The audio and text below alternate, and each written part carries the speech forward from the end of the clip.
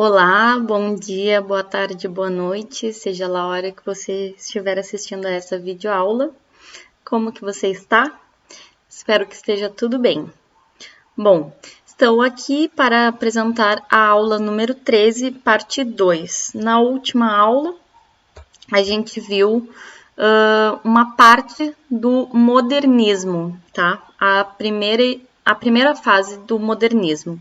Então, agora nós vamos à segunda e terceira fases do modernismo, para na próxima aula a gente ter a nossa última aula antes da revisão final, tá bom?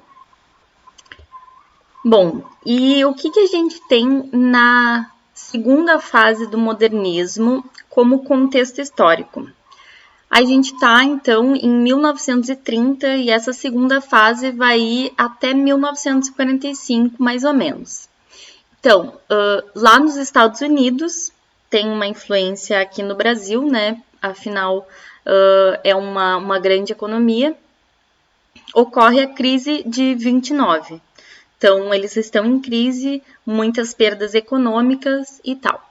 Aqui no Brasil, a gente tem o que se considera como Era Vargas. Então, Getúlio Vargas no governo de 1930 a 1945, 46. Temos em 1934 a criação da USP, Universidade de São Paulo, importante universidade até hoje, polo de pesquisa. Vai ocorrer, então, o Estado Novo, em 37 até 46, comandado pelo Getúlio Vargas, com essas ideias nacionalistas, centralizadoras e acaba sendo também, de alguma forma, uma ditadura. E, obviamente, está ocorrendo entre 39 e 45, período aí dessa segunda fase do modernismo, a Segunda Guerra Mundial, que vai ser um marco muito importante no mundo, né? Porque é uma guerra que, além de matar muita gente, envolve aí vários países. E aí tem a questão, assim, de que lado que o Brasil ficou nessa? Ficou nos países do eixo, que tem a Alemanha nazista, a Itália e o Japão, ou entre os países aliados, Inglaterra, França, Estados Unidos, União Soviética? O Brasil acabou ficando bastante neutro. Em algum momento ele vai para os países aliados, mas volta à neutralidade. Isso por causa da pressão imposta pelos Estados Unidos, pela Inglaterra. Então a gente está aqui num período turbulento do planeta Terra, né? Não que tenha havido algum momento que o planeta não está em turbulência, mas nesse momento especificamente a gente tem mais uma guerra, né? Que é bastante grave. Então, a segunda fase do modernismo vai ser de consolidação daqueles ideais de mudança, de crítica social, e vai trazer a temática nacionalista, justamente para pensar de que maneira que o Brasil pode se representar e o que se criticar em torno do Brasil, certo? Então vai haver um amadurecimento daquelas revoluções, tanto linguísticas quanto artísticas, quanto temáticas, que a primeira fase do modernismo traz. Então é como se fosse uma consolidação, um amadurecimento. Coisas importantes que acontecem aqui na história do Brasil.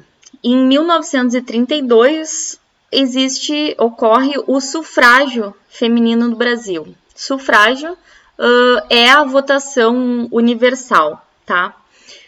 Então, vocês reparem, é 1932, não faz nem 100 anos, que as mulheres começam a votar, a poder votar. Isso nem acontece nessa época porque só vai ter eleição mais para frente, né?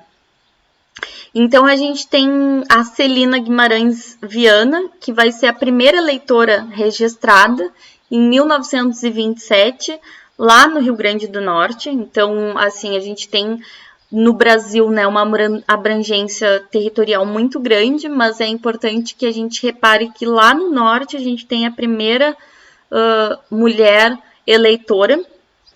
E aí, dia 24 de fevereiro de 1932, as mulheres casadas e com autorização do marido podem votar, ou as viúvas ou as solteiras com renda própria. Então, acaba que esse sufrágio, ele não é universal, porque nem todas as mulheres têm renda própria, porque se já é difícil hoje comprovar a própria renda, muitas mulheres, mesmo sendo as chefes de família, ainda têm essa dificuldade. Imagina em 1932. E aí também a gente tem, antes disso, criação de partido feminino com a Deolinda Daltro, e também a Liga de Emancipação Intelectual da Mulher, feita pela Berta Lutz. Então a gente tem um contexto aqui de luta feminista, ainda que esse termo não seja usado nesse contexto, muito forte. E aí, em janeiro de 2015, a presidenta Dilma Rousseff fez uma lei, né, para que se comemorasse, que se instituísse no calendário oficial o dia da conquista do voto feminino do Brasil, dia 24 de fevereiro. E aí a gente tem, né, no Brasil, votação a cada 2 anos, e os números de mulheres eleitas no Senado e na Câmara e nas Assembleias pouco avança, né? Tem avançado cada vez menos. E esse ano nós tivemos as eleições municipais, né? E também o número não foi expressivo de mulheres eleitas. Então é importante que a gente repare nesses números, porque isso é decorrência do nosso atraso a acessar, inclusive, o voto. Então, se nós não votamos, como nós vamos ser as votadas, né? Aí também, nesse contexto, a gente tem, nesse contexto Segunda Guerra Mundial, pós-Segunda Guerra Mundial, a tentativa dos Estados Unidos de se integrar, digamos assim, com a América Latina. E o Brasil é um desses países que os Estados Unidos tenta criar uma relação, uma identidade pan-americana, né, que é essa identidade que todos os americanos compartilham. Mas a gente sabe que quando a gente fala a América, se considera sempre os Estados Unidos, né? Sendo que a América é um conjunto de muitos países. Aí então, em 1942, a Walt Disney, vocês com certeza conhecem os filmes e etc., cria o Zé Carioca. O Zé Carioca vai ser esse malandro, esse papagaio que busca prazer, as coisas boas da vida, digamos assim. É uma visão estereotipada, né, do povo brasileiro. Em contraponto, a gente tem a Turma do Pererê, criada em 1959 pelo Ziraldo. O Ziraldo também é conhecido pelo Menino Maluquinho e tal, que vai trazer figuras culturais próprias do Brasil para retratar a brasilidade. Então, a gente tem o Saci Pererê, a gente tem esse outro personagem aqui, que é indígena, aí vai ter vários animais, né? A fauna brasileira, enfim, são formas de retratar o Brasil muito diferentes, né? Então, depois dessa contextualização, vamos partir para a produção literária desse período. Então, eu vou trazer tanto poemas, poesia, né, quanto prosa, ou seja, romances, novelas e tal. Para começar, então, a gente tem A Rosa de Hiroshima, um poema musicado do Vinícius de Moraes, e eu vou colocar aqui para vocês a música tocando e a interpretação do Ney Matogrosso. Então, o que o Vinícius de Moraes está trazendo aqui pra gente? O que seria a Rosa de Hiroshima? Vocês devem lembrar de Hiroshima e Nagasaki, que foram cidades bombardeadas com bombas atômicas pelos Estados Unidos, né? Então, é sobre isso, sobre a guerra, sobre as consequências da guerra, sobre as consequências de uma guerra atômica, né? Que é um perigo iminente até hoje. Com muitas pessoas feridas, muitas pessoas mortas e muitas consequências genéticas, e aí se fala também da hereditariedade, né, a rosa hereditária, consequências genéticas para as futuras gerações também, consequências de doenças, enfim, fruto da violência, né, de uma guerra atômica. Outro poeta, então, que a gente tem é o Manuel Bandeira. O Manuel Bandeira vai, então, ir contra convenções, vai ser a favor da liberdade formal e vai revolucionar mesmo a poesia. Tem um poema que é muito famoso que se chama Vou-me embora para Passárgada, que sempre que eu falo a frase vou-me embora, eu lembro de Passárgada. E aí diz assim: vou-me embora para Passárgada, lá sou amigo do rei, lá tenho a mulher que eu quero, na cama que escolherei. Vou-me embora para Passárgada, vou-me embora para Passárgada, aqui eu não sou feliz, lá a existência é uma aventura, de tal modo inconsequente que Joana louca de Espanha, rainha e falsa demente, venha a ser contraparente da nora que nunca tive. E como farei ginástica, andarei de bicicleta, montarei em burro brabo, subirei no pau de sebo, tomarei banhos de mar. E quando estiver cansado, deito na beira do rio, mando chamar a mãe d'água para me contar as histórias que no tempo de eu menino, Rosa vinha me contar. Vou-me embora para Passárgada. Em Passárgada tem tudo, é outra civilização. Tem um processo seguro de impedir a concepção, tem telefone automático, tem alcaloide à vontade, tem prostitutas bonitas para a gente namorar. E quando eu estiver mais triste de não ter jeito, quando de noite me der vontade de me matar, lá sou amigo do rei, terei a mulher que eu quero, na cama que escolherei, vou-me embora para Passárgada. Então, Passárgada seria esse lugar paradisíaco, maravilhoso, em que tudo que se quer se tem, e aí a gente pode questionar, problematizar alguns versos, né? Por exemplo, prostituição. Não imagino que num lugar paradisíaco, bom, enfim, teria prostituição, a não ser que seria para favorecimento apenas dos homens, porque a prostituição em nenhuma circunstância é boa para as mulheres, né? Então, afora isso, é esse lugar onde se pode tudo, né? Onde há essa liberdade. Então, é também sobre isso. Não sei se o Brasil seria esse lugar, talvez em algum aspecto o Brasil pode ser esse lugar de liberdade também. Mas pode ser uma criação apenas ficcional, né? Com alguma base na realidade. Outro poema do Manuel Bandeira, que também vai nos mostrar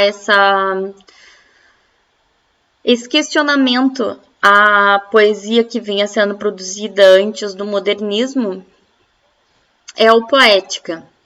Estou farto do lirismo comedido, do lirismo bem comportado, do lirismo funcionário público com livro de ponto expediente, protocolo e manifestações de apreço ao senhor diretor. Estou farto do lirismo que para e vai averiguar no dicionário o cunho vernáculo de um vocábulo. Abaixo os puristas. Aqui ele já começa o poema fazendo como um manifesto, né? Sobre como ele não gosta, não tem apego ao poema feito anteriormente, que era justamente anterior à época dele, né? Que era justamente de seguir regras, de fazer a comparação exata entre o dicionário e o poema, enfim. Todas as palavras, sobretudo os barbarismos universais, todas as construções, sobretudo as sintaxes de exceção, todos os ritmos, sobretudo os inumeráveis. Estou farto do lirismo namorador, político, raquítico, sifilítico, de todo o lirismo que capitula ao que quer que seja fora de si mesmo. De resto, não é lirismo. Será a contabilidade, tabela de cosseno, secretário do amante exemplar com 100 modelos de cartas e as diferentes maneiras de agradar as mulheres, etc. Quero antes o lirismo dos loucos, o lirismo dos bêbados, o lirismo difícil e pungente dos bêbados, o lirismo dos clowns de Shakespeare. Não quero mais saber do lirismo que não é libertação. Então a gente tem aqui explícito, né, que ele não quer mais aquele lirismo, aquele poema, aquela emoção que é raquítica, ou seja, pequena, que é doente, que é fora de si. Ele quer aquilo que se fala do eu, né? Dos loucos, dos bêbados. E aqui ele faz uma referência a Shakespeare, né? Dramaturgo inglês. Também tem essa intertextualidade, enfim. Aí no final já diz do que ele quer, né? O que ele quer é libertação. De alguma forma, o modernismo ele vai trazer justamente esse ideal também. Aí a gente tem aqui uma outra poeta, que vai ser a Cecília Meirelles, e um dos principais textos dela se chama Romanceiro da Inconfidência. Inconfidência se refere à Inconfidência Mineira, né? Que vai ser uma reunião, uma junção, né? De muitas pessoas em torno de um ideal, que é o ideal de ir contra o domínio português, né, que é colonizador e tal, e a cobrança da derrama. A derrama é o imposto, o quinto, né, que se cobrava em cima do ouro recolhido, enfim. E aí a gente tem muito importante aqui alguns nomes, que é o Joaquim Silvério dos Reis, que vai ser o delator, né, o traidor, digamos assim, da Inconfidência Mineira, que vai dar o nome do Joaquim José da Silva Xavier, o nosso famoso Tiradentes, certo? Então, aqui no Romanceiro da Inconfidência, esse poema da Cecília Meirelles, que foi pesquisado, né? Ela passou 10 anos pesquisando o ciclo da mineração que ocorreu em 1789 no Brasil, para escrever todo esse texto, que diz assim, vou ler um trecho.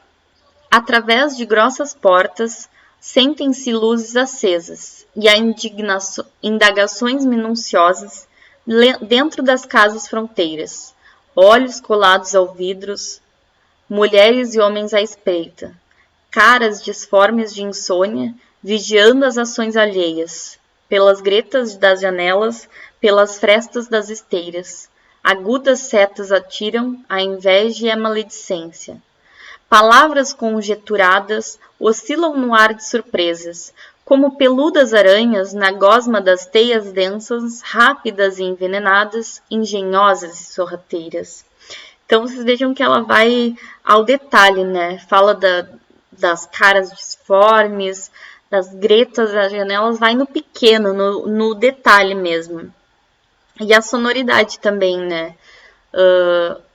Janelas, esteiras, alheias, tudo para nos ajudar na leitura, né? Vou continuar. Atrás de portas fechadas, à luz de velas acesas, uns sugerem, uns recusam, uns ouvem, uns aconselham. Se a derrama for lançada, alevante com certeza. Corre-se por essas ruas? Corta-se alguma cabeça? Do cimo de alguma escada, prefere-se alguma arenga? Que bandeira se desdobra? Com que figura ou legenda? E diz poeta ao vigário, com dramática prudência, tenha meus dedos cortados antes que tal verso escreva. Liberdade, ainda que tarde, ouve-se em redor da mesa e a bandeira já está viva e sobe na noite imensa. Então, tem esse ímpeto de liberdade que o Romanceiro da Inconfidência vai mostrar, né? Justamente porque era essa a intenção da Inconfidência. fazer a liberdade se tornar uma realidade para essas pessoas. E aí, pensando na atualidade, como que se dão as minerações, é muito importante que a gente pense que essas minerações que acontecem em vários lugares, inclusive São José do Norte, há não muito tempo passou por esse processo de abrir uma mineração ou não. E no Rio Grande do Sul a gente tem vários lugares fazendo mineração. E eu trouxe duas citações aqui para nos contextualizar sobre o que significam essas minerações, tanto para o meio ambiente quanto para a população, né? Aí diz assim: a história da mineração do carvão no Rio Grande do Sul, no entanto, mostra que essa indústria, por onde instala suas minas, só gera empobrecimento, desemprego, dependência econômica, destruição de biomas inteiros e muita, mas muita desigualdade econômica e social. São empresas que se associam com os piores piratas da humanidade, como os canadenses e os chineses agora. Praticamente não pagam impostos e exaurem o local com sua destruição. Então, a mineração, em algum ponto, pode parecer positiva, pode parecer lucrativa, mas ela é lucrativa e ela é boa para quem?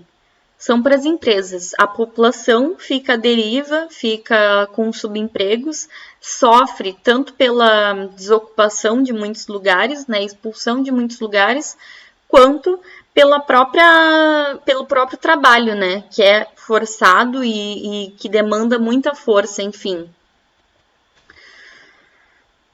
Outro poeta que a gente tem é o Carlos Drummond de Andrade, que nos traz aqui, eu trago aqui, né, um poema que se chama Poema de Sete Faces, que eu vou ler para vocês porque é muito bom e depois vou ler um em comparação. É assim: quando nasci, um anjo torto desses que vivem na sombra disse: vai, Carlos, ser goste na vida. As casas espiam os homens que correm atrás de mulheres. A tarde talvez fosse azul, não houvesse tantos desejos. O bonde passa cheio de pernas, pernas brancas, pretas, amarelas. Para que tanta perna, meu Deus? Pergunta meu coração. Porém, meus olhos não perguntam nada. O homem atrás do bigode é sério, simples e forte. Quase não conversa. Tem poucos, raros amigos, o homem atrás dos óculos e do bigode.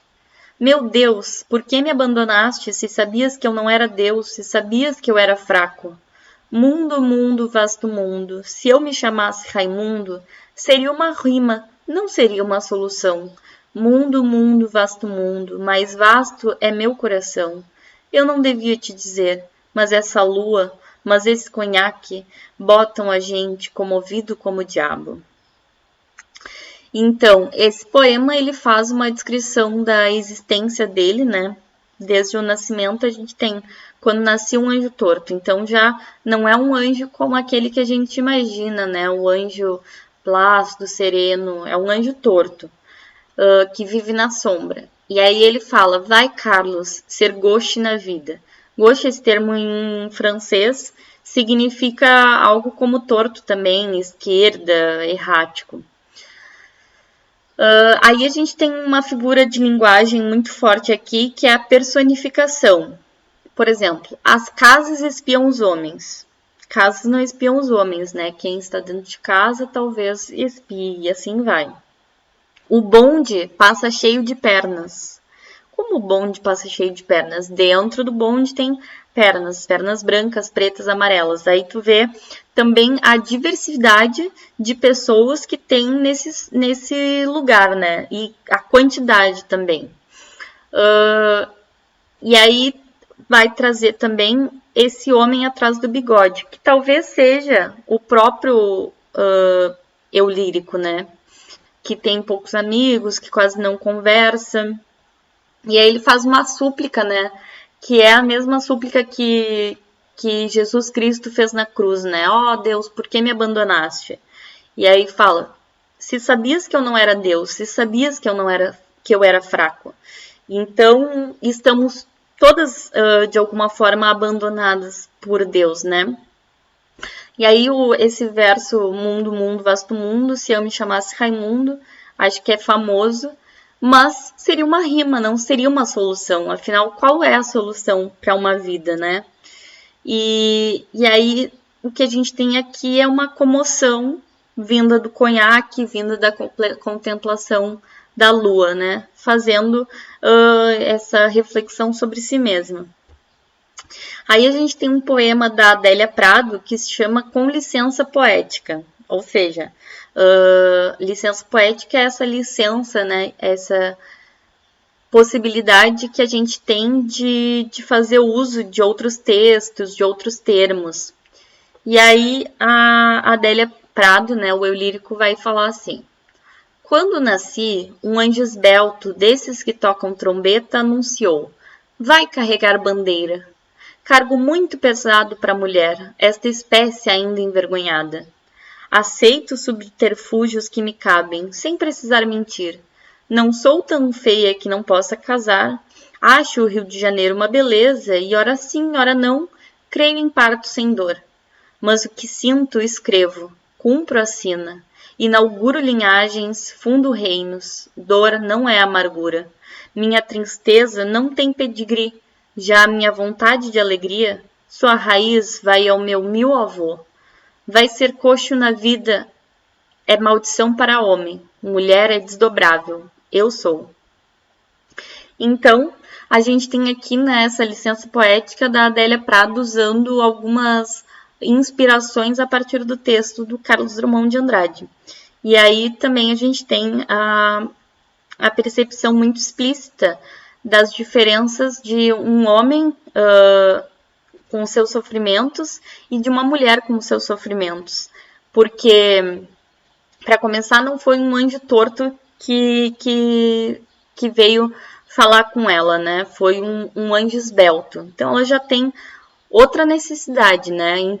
Impõe outras coisas a ela. Vai carregar bandeira.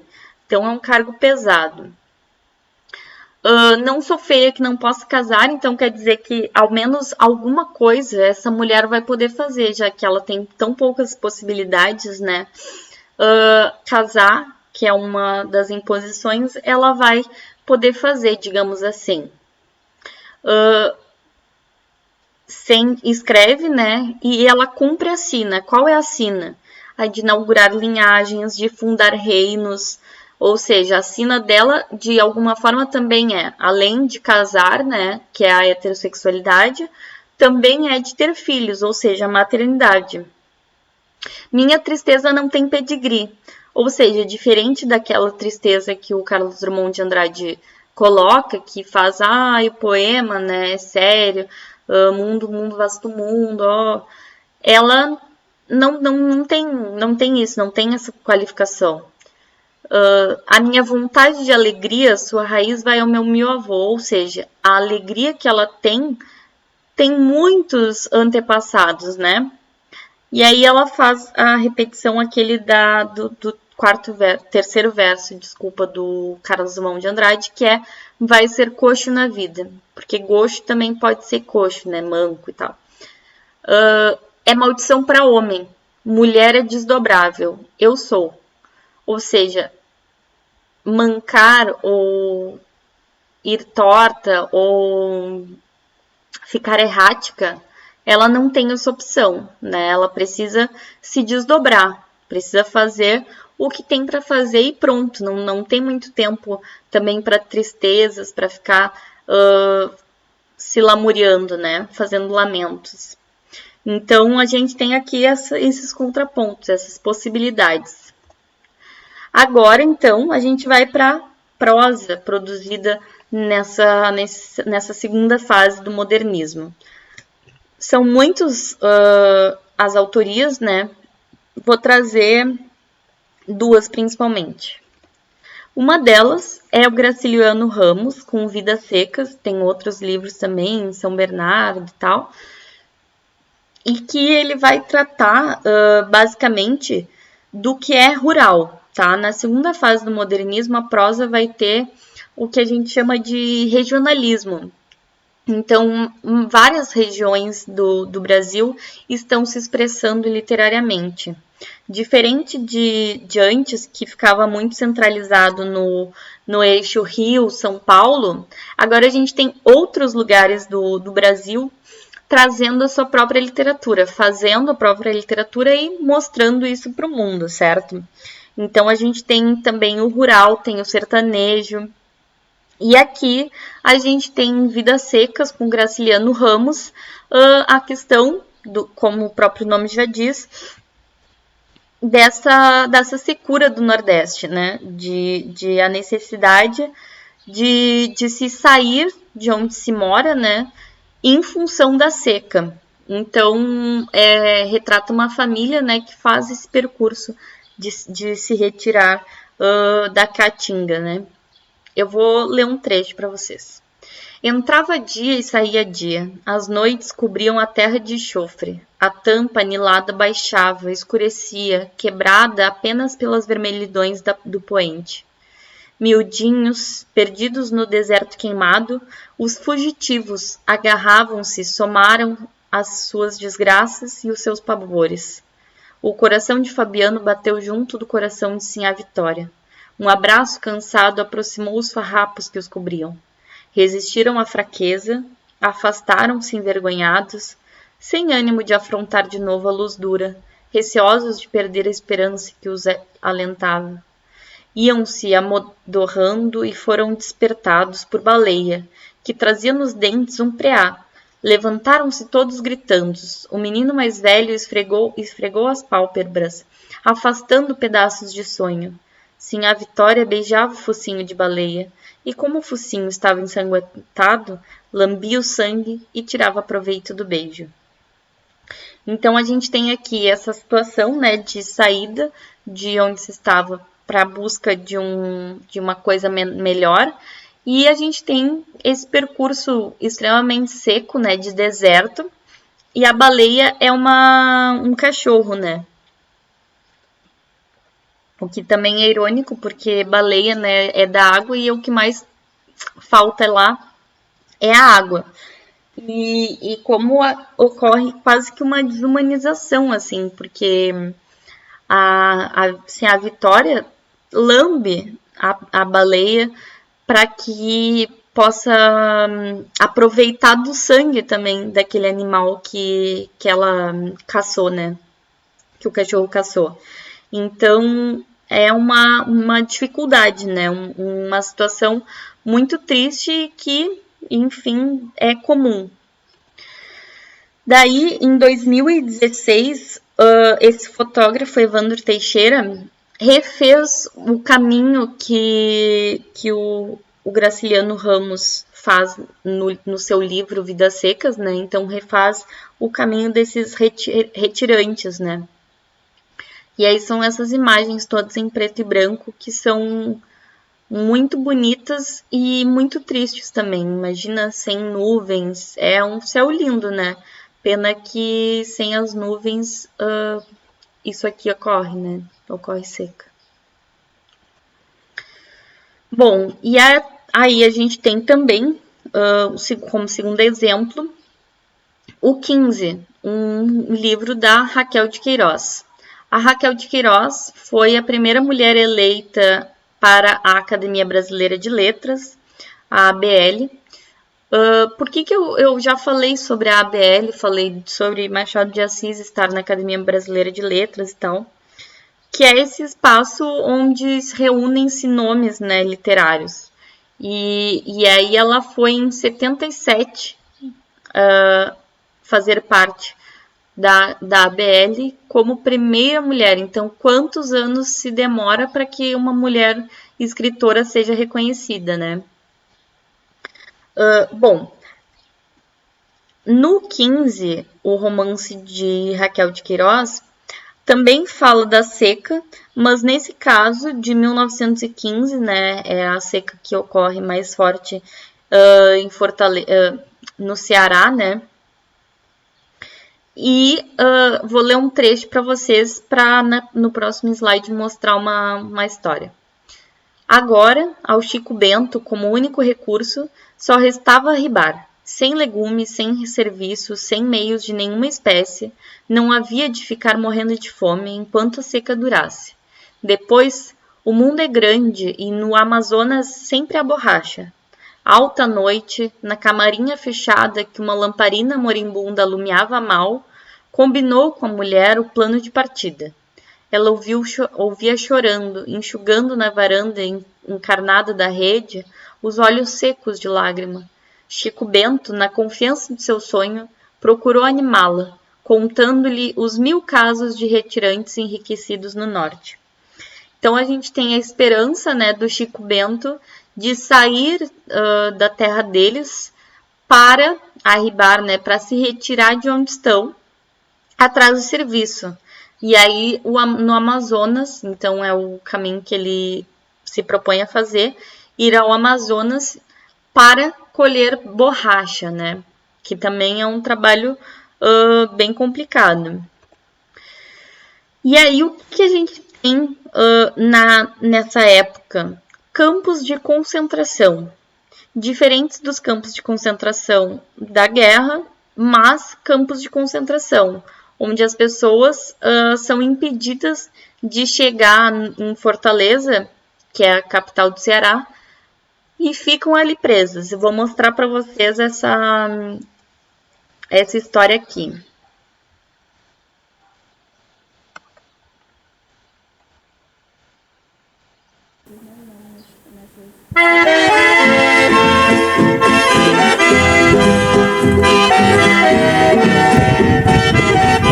Estamos aqui no cemitério da Barragem do Patu, em Senador Pompeu, sertão central do Ceará. Em 32, cerca de 20 mil pessoas foram concentradas neste local para não irem para Fortaleza. Embora tenham sido atraídas para cá com promessa de que viriam trabalhar na construção da Barragem do Patu, que na época foi projetada para ter 200 milhões de metros cúbicos d'água. Ao longo da via férrea do sul do Ceará, que começa em Fortaleza e acaba no Crato, cerca de 500 e poucos quilômetros, foram construídos 6 campos de concentrações.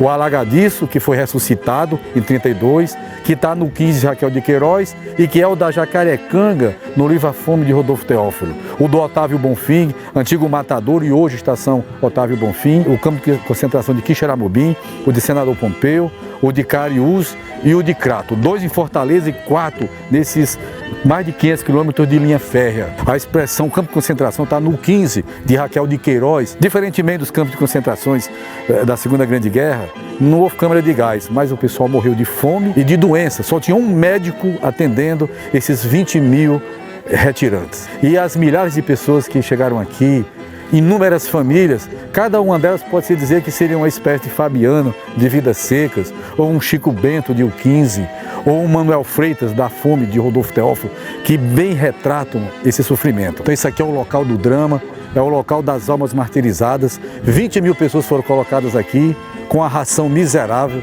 proibidas de saírem.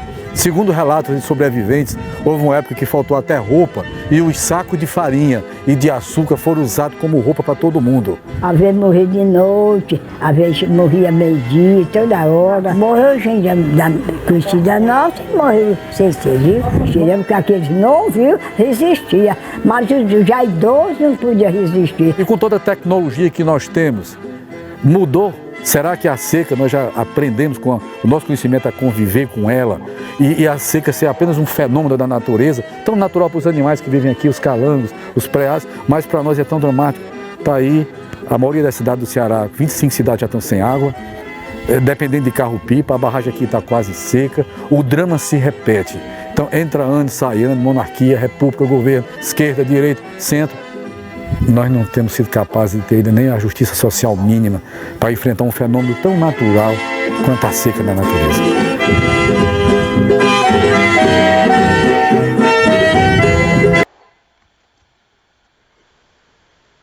Então tem mais esse drama, né, da seca, que é uma realidade ainda no Brasil.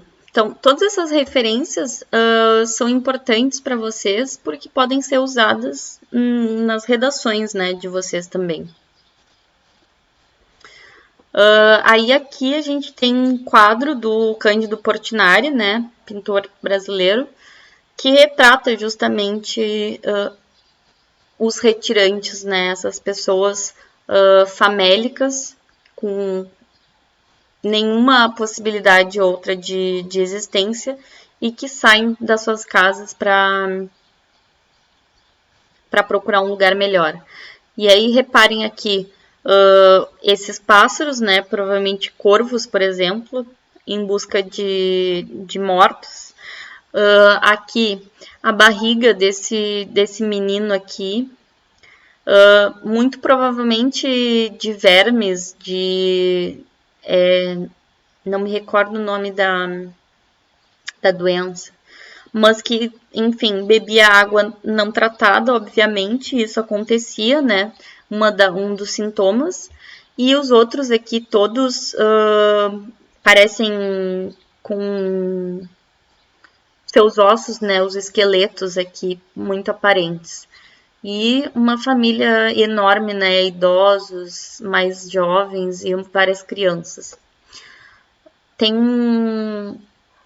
uma música do Chico Buarque, Vinícius de Moraes, tal, que se chama Gente Humilde, que fala assim: tem certos dias em que penso em minha gente e sinto assim, todo meu peito se apertar, porque parece que acontece de repente, como um desejo de eu viver sem me notar, igual a tudo. Quando eu passo no subúrbio, eu muito bem vindo de trem de algum lugar, e aí me dá como uma inveja dessa gente que vai em frente, sem nem ter com quem contar. São casas simples, com cadeiras na calçada e na fachada, escrito em cima que é um lar, pela varanda flores tristes e baldias, como a alegria que não tem onde encostar, e aí me dá uma tristeza, de eu não ter como lutar, e eu que não creio, peço a Deus por minha gente, gente humilde, que vontade de chorar. Então, retrata também essa angústia, né? Essa tristeza que cada ser humano sente quando tem empatia pelo outro, né?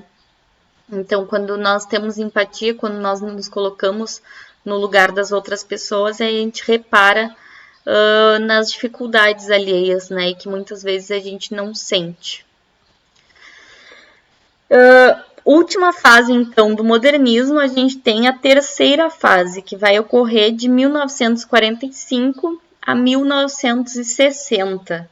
Depois disso, a gente vai entrar no concretismo, no contemporâneo e tal, na nossa última aula. Então, aqui no modernismo, na terceira fase, vai se concentrar basicamente a prosa, mas vou trazer uns exemplos de poesia também. Vai ter, então, o fim da Era Vargas, né, com a República Populista, e no mundo vai estar ocorrendo a Guerra Fria, né, Estados Unidos contra a União Soviética. Como um aspecto muito importante também no mundo, a gente tem o lançamento na França do livro O Segundo Sexo, da Simone de Beauvoir, 1949. Vocês provavelmente devem conhecer, pelo menos, a frase "não se nasce mulher, torna-se", que vai ser descrita pela Simone de Beauvoir nesses 2 volumes, né, do Segundo Sexo. Um é Os Fatos e os Mitos e a outra é a Experiência Vivida, que vai mostrar, construir de forma existencialista, né, filosófica, de que forma que se constrói os ideais de feminilidade e de outridade, ou seja, a mulher como a outra, sendo o homem como o um, né, para ver o outro precisa ver o um, né. Por isso que ela faz esse jogo do segundo sexo, como se fosse uma categoria menor, mas não porque realmente se acredita nisso, e sim porque é assim, dessa maneira que se constroem as classes sexuais, né? Com os homens impondo sobre as mulheres os seus ideais de feminilidade, que são de subserviência, de docilidade, de vaidade, narcisismo, que as mulheres supostamente teriam como essenciais como naturais delas mesmas. Então é uma maneira de se justificar a violência, né? Claro que Simone de Beauvoir vai ter o privilégio de ter essa consciência de luta, de ser uma mulher branca, enfim, estudada, mas o seu texto é muito relevante até hoje para a história da humanidade, né? Vou ler um trecho. Não há um destino que obedecer, não há uma vontade pré-determinada. Há uma vida, uma existência, a qual um mesmo não deve dar sentido. Isso tem claras implicações, em particular, para a vida das mulheres. Os que tivemos que protagonizar grandes e cotidianas lutas para nos desfazer de um destino pré-estabelecido para nós, mulheres. Por outro lado, o fato de que seja o ser humano quem dê sentido à vida implica um ato de compromisso e responsabilidade.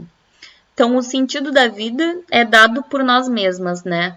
Mas quando nós nascemos e nos impõem, nos limitam, nos determinam vários papéis, né? Ou seja, nos determinam um destino.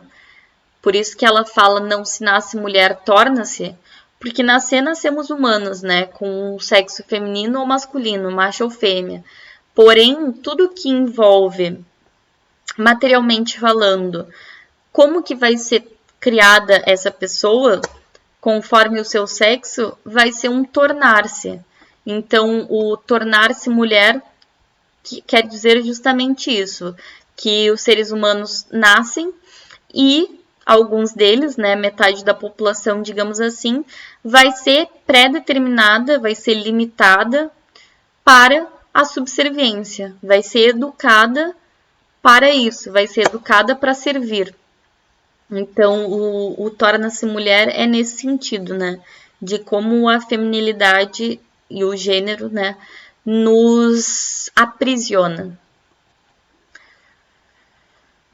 Então, a gente tem a prosa da terceira fase do modernismo. Como vocês veem, são muitos autores e muito disso se dá pelo fato de as publicações serem facilitadas, né, já no século XX. Muita gente escrevendo e muita gente sendo publicada e muita gente sendo lida, né, lendo. Então, a gente tem vários nomes, eu vou falar do Guimarães Rosa e da Clarice Lispector. Então, a Clarice Lispector, ela vai fazer uma reflexão sobre o seu eu individual, no sentido de que vai fazer reflexões muito subjetivas e que vão trazer reflexões interiores, certo? E aí ela tem o que se chama de insights, então vai se ter ideias a partir de uma visão específica, enfim. E, de alguma forma, ela também vai colocar a condição das mulheres nessa década, né, em 1960, mais ou menos, que vai ser, para as mulheres brancas, né, um momento muito importante de sair do privado e ir para o público, né, do trabalho, dos cuidados domésticos, enfim. E essa condição da mulher que permanece até hoje, né, que é quem cuida de casa, que é também quem cuida dos filhos, que é também quem traz dinheiro para dentro de casa, que é também quem tem que cuidar de si mesma. Então, todas essas funções. Num conto que eu trago aqui, se chama Amor, fala assim: um pouco cansada, com as compras deformando o novo saco de tricô, Ana subiu no bonde. Depositou o volume no colo e o bonde começou a andar. Recostou-se então no banco, procurando conforto, num suspiro de meia satisfação. Os filhos de Ana eram bons, uma coisa verdadeira e sumarenta. A cozinha era, enfim, espaçosa. O fogão enguiçado dava estouros. O calor era forte no apartamento que estavam aos poucos pagando. Mas o vento batendo nas cortinas que ela mesma cortara lembrava-lhe que, se quisesse, podia parar e enxugar a testa, olhando o calmo horizonte, como um lavrador. Ela plantara as sementes que tinha na mão, não outras, mas essas apenas, e cresciam árvores. Crescia sua rápida conversa com o cobrador de luz, crescia a água enchendo o tanque, cresciam seus filhos, crescia a mesa com comidas e o marido chegando com os jornais e sorrindo de fome. Então aqui a gente tem essa metáfora, né, da Ana como lavradora, que é quem planta, quem colhe, quem faz todo o processo da sua vida, né? E aí veja as responsabilidades dela. Ela faz as compras, ela tem o cobrador de luz, tem o tanque, tem os filhos, tem a comida, tem o marido. Todas essas funções que talvez sem isso o mundo não funcionasse, mas que tem tanto de desprezo, né, reconhecido pela sociedade. Então a Clarice de alguma forma também faz isso, também demonstra essa condição das mulheres, né? Algumas frases são muito famosas da Clarice nas redes sociais, mas nem todas são dela, né? É preciso que se conheçam a obra. Esse é outro livro dela, A Hora da Estrela, o último romance dela. E não vou ler para vocês, mas tem um filme baseado nesse romance. Então, acho que além de ler o livro, também pode ser interessante assistir o filme antes ou depois, para conhecer um pouco mais da obra da Clarice. Bom, aqui a gente tem como último exemplo de romance o Guimarães Rosa, que vai mostrar os costumes, os cenários, a vida dos jagunços, né, dos sertanejos. Então são outro contexto, né, muito mais regional de novo. Vou ler o primeiro parágrafo só para vocês terem uma noção da linguagem também, porque o Guimarães Rosa faz criações linguísticas, né, neologismos que chama, novas palavras, né, que ele cria. Mesmo estranhei quando fui notando que o tiroteio da rua tinha pousado termo. Achei que fazia um certo minuto que o fogo teria sopitado. Cessaram, sim, mas gritavam vu, vá, vá, vá, de conversa ruim, uns para os outros de ronda roda. Haviam de ter desautorizado toda a munição? Olhando, dissenti. Atirar eu pudesse? Acho que quis gritar e esperei para depoismente, mais tarde. Mesmo o que vi, aquele mexinflou. Então, vejam que tem essas palavras parecem feitas, né, criadas e tal, para demonstrar essa situação dos jagunços, né, e dessas disputas que eles têm entre eles. Bom, para finalizar, a gente tem então a poesia da terceira fase do modernismo. Vou trazer dois exemplos, que é do João Cabral de Melo Neto, que também vai tratar do sertão e tal, dos retirantes, e o Ferreira Goulart. A gente tem aqui dois exemplos do João Cabral de Melo Neto, e eu vou ler esse poema que chama Tecendo Amanhã. Um galo sozinho não tece amanhã, ele precisará sempre de outros galos. De um que apanhe esse grito que ele e o lance a outro, de um outro galo que apanhe o grito que um galo antes e o lance a outro, e de outros galos, que com muitos outros galos se cruzem, os fios de sol de seus gritos de galo, para que amanhã, desde uma teia tênue, se vá tecendo entre todos os galos. E se encorpando em tela entre todos, se erguendo tenda onde entram todos, se entretendo para todos no toldo, amanhã, que plana livre de armação, amanhã todo de um tecido tão aéreo que tecido se eleva por si, luz balão. Então aqui a gente tem esse tecer, né, que pode ser a escrita de um poema, que pode ser o raiar de um novo dia, no sentido de que cada ser humano tem a sua responsabilidade, sua possibilidade de criar novas realidades, a sua nova realidade naquele dia, né? Então tem muito dessa relação, dessa construção. Aí vocês vejam que já é diferente de como vinha sendo retratados os poemas, né? E a temática, enfim. Já é muito mais introspectiva, muito mais subjetiva. E o Ferreira Goulart, que vai tratar sobre a sua identidade, enfim, ele teve muito tempo exilado durante a ditadura militar e em Buenos Aires. Então ele escreveu um poema que se chama Poema Sujo, que tem mais de 2.000 versos, tá? Aqui tem o começo e eu botei o link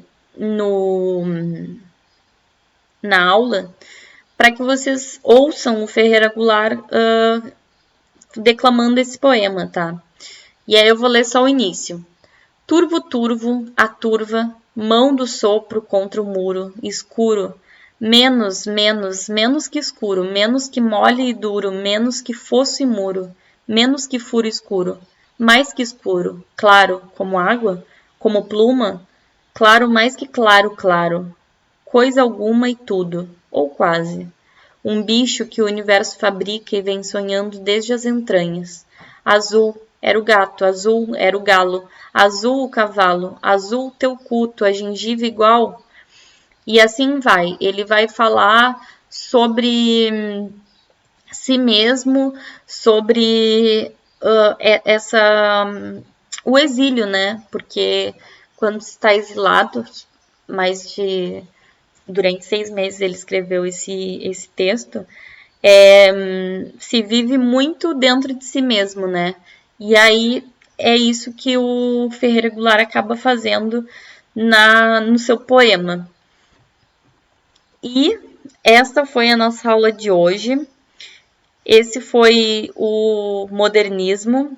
E na próxima aula a gente conclui a literatura, digamos assim, contemporânea. Beijão. Qualquer coisa, entre em contato.